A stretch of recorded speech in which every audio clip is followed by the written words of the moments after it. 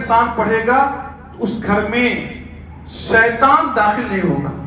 حضرت ابو ہریرہ رضی اللہ عنہ روایت کا راوی ہے، جامع ترمذی کی روایت ہے، کہتے ہیں کہ اللہ کے نبی صلی اللہ علیہ وسلم نے فرمایا اے لوگوں سورہ بقرہ پڑھو، سورہ بقرہ کی تلاوت کرو، کیونکہ جس گھر میں سورہ بقرہ کی تلاوت ہوتی ہے اس گھر میں شیطان داخل نہیں ہوتا۔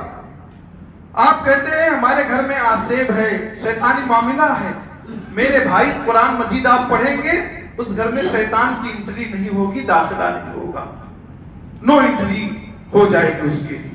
لیکن قرآن مجید آپ نہیں پڑھے، شیطان آپ کے گھر میں آ گیا، اب اس کو بھگانے کا کیا طریقہ ہے؟ صحیح مسلم کی روایت ہے، ابو ہریرہ رضی اللہ عنہ روایت کے راوی ہیں، فرماتے ہیں کہ اللہ کے نبی نے فرمایا لا تجعلوا بیوتکم مقابرا، اے لوگوں اپنے گھروں کو قبرستان نہ بناؤ۔ اس کا معنی یہ ہے کہ گھروں میں قرآن مجید کی تلاوت کیا کرو، گھروں میں سنت وغیرہ پڑھا کرو، کیونکہ قبرستان میں نماز نہیں پڑھی جاتی، قبرستان میں قرآن مجید کی تلاوت نہیں ہوتی۔ جس گھر میں قرآن مجید کی تلاوت نہ ہو وہ گھر قبرستان ہے۔